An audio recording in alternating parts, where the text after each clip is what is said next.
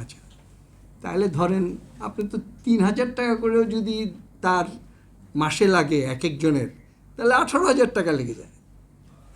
সুতরাং অবশ্য মালিক পক্ষ বলতে পেরেছে যে আমাদের এই এখানে যা আমরা আয় করি সেই আয় দিয়ে আমরা 18,000 টাকা দিলে আমরা প্রতিযোগিতা থাকতে পারবো না। সেই জন্য আমি ওই প্রশ্নটা আনলাম যে প্রতিযোগিতায়ও থাকতে হবে, আবার তাকে বাঁচায়ও রাখতে হবে। এই পর্যায়ে যাওয়ার জন্য কি করণীয় সেইটা।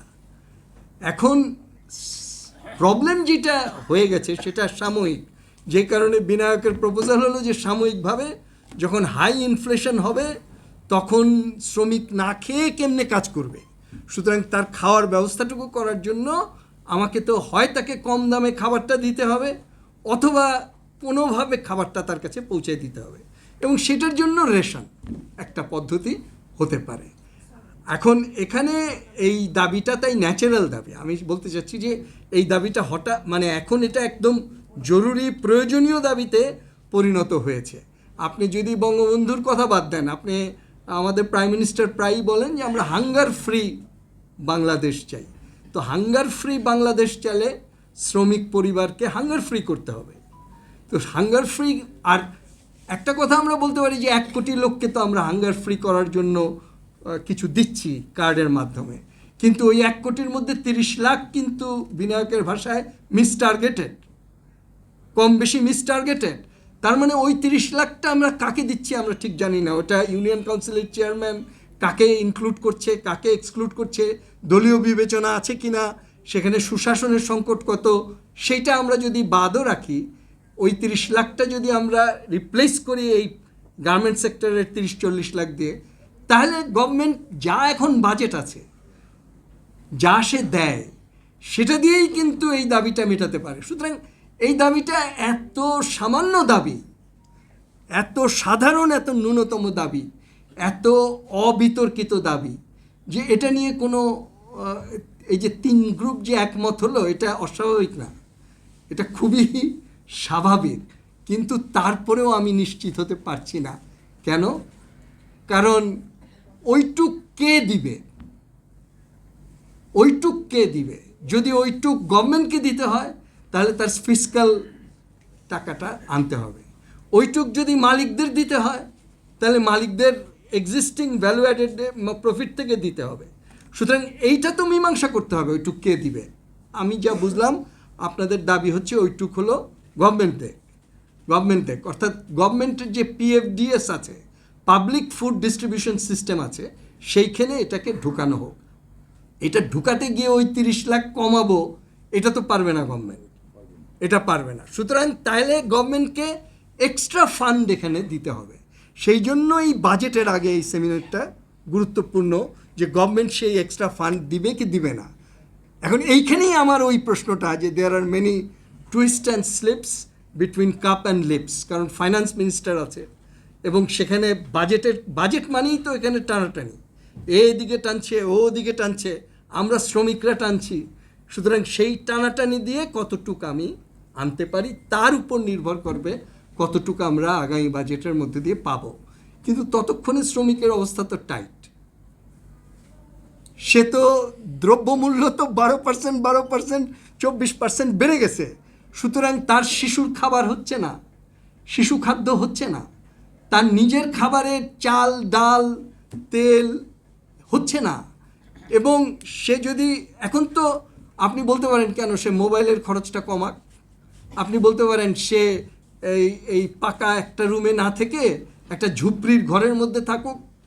আপনি তো তাকে নামায় সবচেয়ে নিচে নামায় নিলে তখন হয়তো সে কিন্তু সে নিচে নামতে এমনিও বাধ্য, কারণ খাবারটা তো তাকে খেতেই হবে। এটা তো তাকে খেতেই হবে। সেই মর্মান্তিক পরিস্থিতির মধ্যে দাঁড়িয়ে আজকের সেমিনারে একটা ঐক্যমতের দাবি হয়েছে, কিন্তু আমি খুব ভরসা পাচ্ছি না। সেই জন্য আমার ওই প্রশ্নটা, মুস্তাফিজের প্রশ্নটাকে আমি আন্তরিকভাবে সমর্থন করি। আরও গুরুত্বপূর্ণ হচ্ছে, রেশন আমি পাইতেও পারি, নাও পাইতে পারি, চাল ডাল তেল লবণ আর শিশু খাদ্য কারখানায় আমাকে কতটুক দিবে কতটুক না দিবে সেটা দেখা যাক। কিন্তু না দিলে যাতে আমি সংগ্রামটা করতে পারি, আগামী দিনের সংগ্রামের প্রস্তুতিটা আমার যাতে থাকে। সুতরাং এই ইকোনমিক ডিম্যান্ডের পরিপূরক ডিম্যান্ড হচ্ছে ট্রেড ইউনিয়নের অবাধ রাইটসের ডিম্যান্ড। আমি আজকে খুব আনন্দিত হয়েছি, অভিনন্দন জানাই আমার পাশে যিনি বসে আছেন, তিনি বলেছেন যে ট্রেড ইউনিয়নকে তিনি ওয়েলকাম করেন। এটা সাধারণত কোনো মালিক বলে না, উনি ব্যতিক্রম বলেই বলেছেন রাজনৈতিক পরিবারে। তবে উনি একটা লেজ জোড়া দিয়ে দিয়েছেন যে বাইরের লোক না। আচ্ছা, আমি তো বাইরের লোক থেকেই ট্রেড ইউনিয়ন করতে চাই। ওই যে আমাদের ফৌজিয়া আপা, তিনিও বাইরের লোক, মানিক ভাই তিনিও বাইরের লোক। তা আচ্ছা ঠিক আছে, বাইরের লোক না, আচ্ছা মানলাম যে এটা একটা যুক্তি থাকতে পারে যে কারখানার শ্রমিকদের মধ্যে শ্রমিকরাই ট্রেড ইউনিয়ন করবে। এখন নিয়ম করেছে শ্রমিক, এটা বলে আমি শেষ করব। এটা যেহেতু অনেকে উপস্থিত আছে এখানে ত্রিপক্ষীয়, সুতরাং এইটার ফয়সালাটা গুরুত্বপূর্ণ। নিয়ম হচ্ছে, এবং এটার ফয়সালার প্রসঙ্গে আরেকটা কথা বলিনি, যে অ্যাকর্ড এবং অ্যালায়েন্স কি বলছে সেটা আমার ধর্তব্যের মধ্যে না। তারা যদি বলে যে ট্রেড ইউনিয়ন অধিকার দিতে হবে, তারা যদি বলে যে কল্পনা আক্তার কেমনে উধাও হলো এটার বিচার চাই, সেটা তাদের পয়েন্ট। কারণ তাদের ট্রেড ইউনিয়ন আর আমাদের ট্রেড ইউনিয়ন এক না। তাদের ট্রেড ইউনিয়নের বাজেট আমেরিকা থেকে আসে, এবং সেই আমেরিকান বাজেটে যেই ট্রেড ইউনিয়ন হয় সেটা আমরা সমর্থন করি না।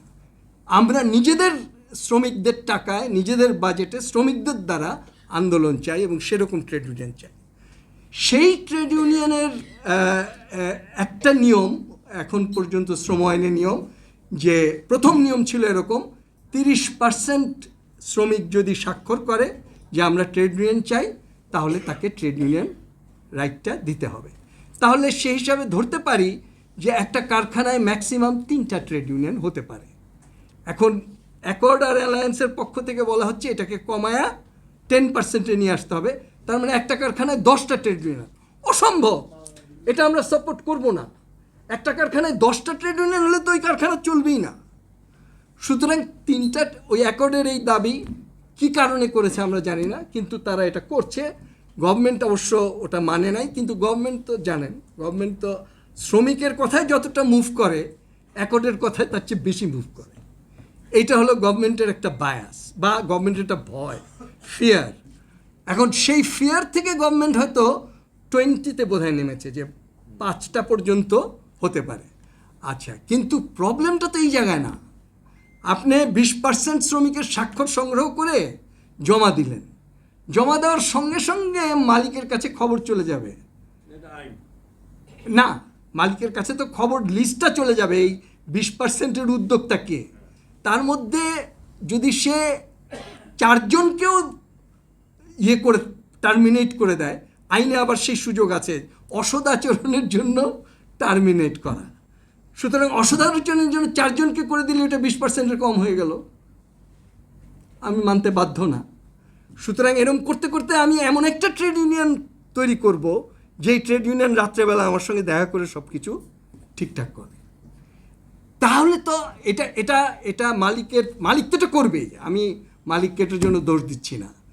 ট্রেড ইউনিয়ন সে ওয়েলকাম করবে, কিন্তু সেই ট্রেড ইউনিয়নকে ওয়েলকাম করবে যে ছাপোষা এবং তার সঙ্গে আপোষ করে কাজ করে। সুতরাং এইখানে ট্রেড ইউনিয়নের আইনটাকে এমনভাবে করা যাতে জেনুইনলি শ্রমিকদের ট্রেড ইউনিয়ন, এবং জেনুইন শ্রমিকদের ট্রেড ইউনিয়ন কত ভালো হতে পারে তার বেস্ট উদাহরণ হলো কালাম ভাই ট্রেড ইউনিয়ন। কালাম ভাই ট্রেড ইউনিয়ন মঞ্জুরুল্লাহি ট্রেড ইউনিয়ন মালিকের সঙ্গে দীর্ঘদিন যাতায়াত করেছে, কাজ করেছে, জেনুইনলি কাজ করেছে। কিন্তু এখন তো তা না, এখন তো জেনুইন আর নন জেনুইন ট্রেড ইউনিয়ন মিলিয়ে এমন একটা ভজঘট বানিয়ে রেখেছে যেখানে শ্রমিকের স্বার্থ আমরা স্ট্রাগল করে আদায় করতে পারছি না। সেই আদায় করার একটা পথরেখা যদি গভর্নমেন্ট করে দেয়, তাহলে রেশন দেখ কি না দেখ, শ্রমজীবী মানুষ তার নিজের মুক্তি নিজেই আদায় করে নিতে পারবে। সবাইকে ধন্যবাদ।